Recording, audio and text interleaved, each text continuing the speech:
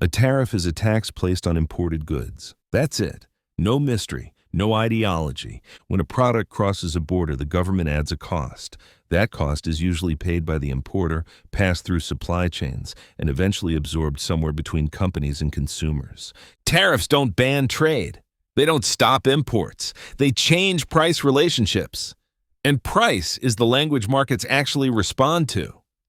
At its core, a tariff is a tool for altering incentives.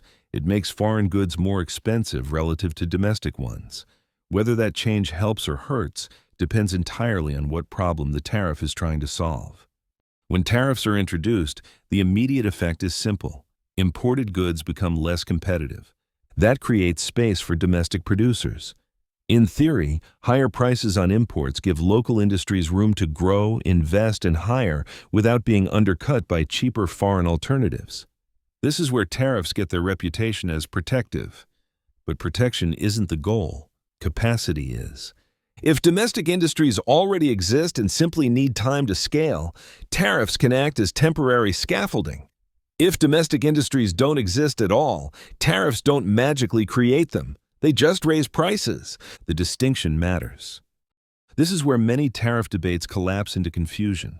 People argue as if tariffs are either universally good or universally bad. They're neither. Tariffs are conditional tools. They work only when certain conditions are already in place. Without those conditions, tariffs function as blunt taxes that redistribute costs without solving the underlying issue. Used correctly, tariffs change behavior. Used incorrectly, they just raise prices. The difference isn't intent, it's structure. Historically, tariffs work best as incubators, not shields. When a country wants to develop a strategic industry, steel, energy, semiconductors, manufacturing, it faces a timing problem. New industries are expensive and inefficient at first. Established global competitors already operate at scale.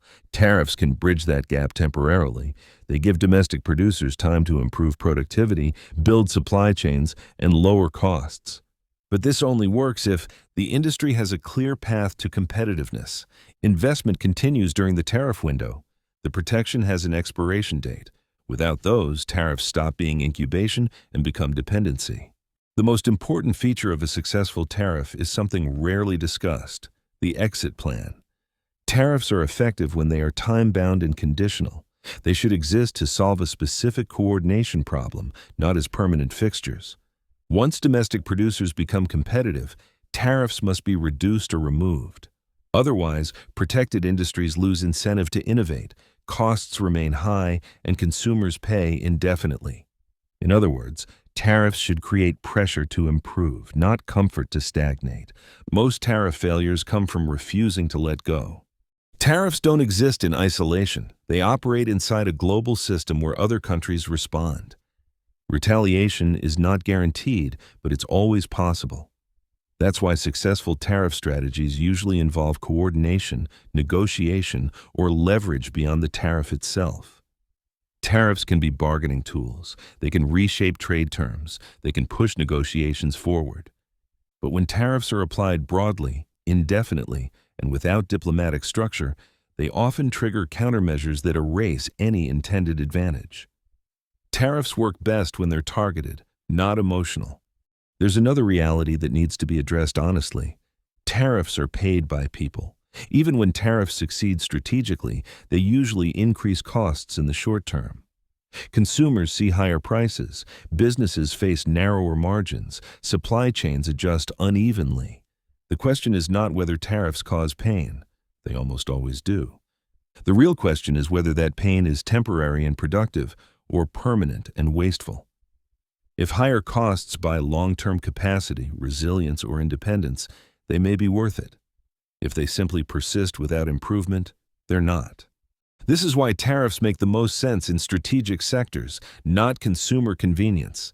Energy, food systems, defense manufacturing, advanced technology, these are areas where dependence carries hidden risk.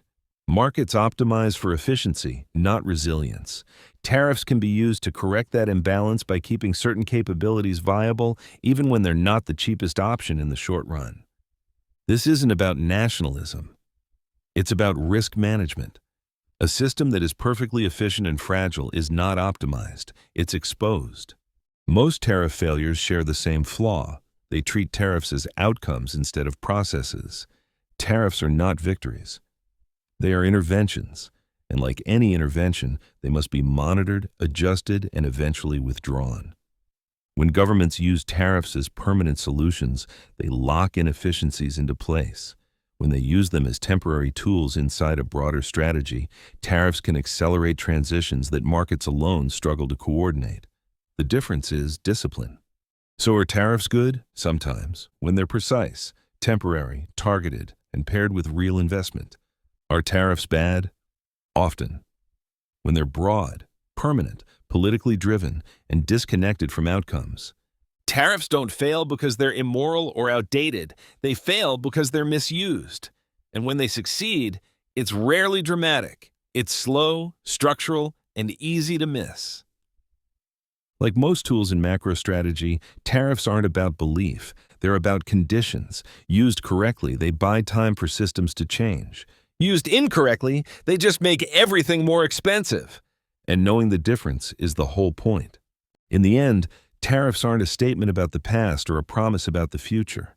They're a reflection of how difficult coordination becomes once systems scale.